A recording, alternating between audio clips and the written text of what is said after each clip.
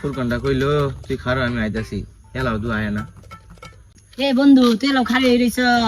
আসলে তোর মেলা আন্দরে খারো করে আর কইছ না পত্ত একটা বেড়াল লয়ে কাজে লাগাই দিছিলাম আর কই এটা না গাওরা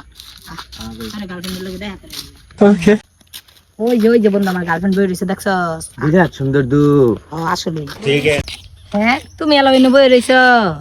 হ্যাঁ তুমি দুবই থাকবার কইলা কত হান এই দেখ বন্ধু আমার গার্লফ্রেন্ড দেখছস বইয়ে থাকবার কইছি কোন সুমু এলাও বই রইছে আচ্ছা বন্ধু তাহলে তুই একটু সাইডে যা আমি তোর ভাবিলে একটু গপ্প করি ঠিক আছে আচ্ছা গপ্প কর আচ্ছা যা তাইলে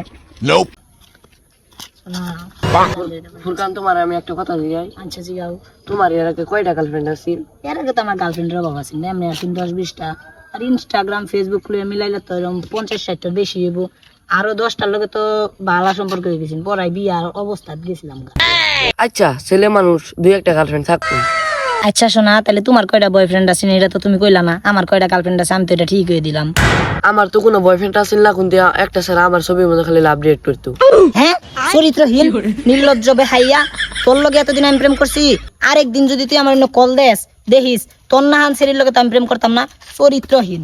ভাবিলে তো কি হইছে আর ওটা একটা চরিত্রহীন দুশ্চরিত্রা এর নন্য গেছে গাছের আগর লগে বলে আগে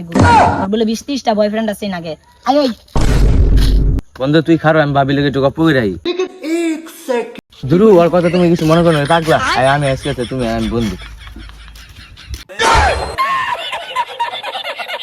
যে বন্ধু ভাইছি জীবনে এরকম বন্ধু থাকলে আর শত্রুর দরকার নাই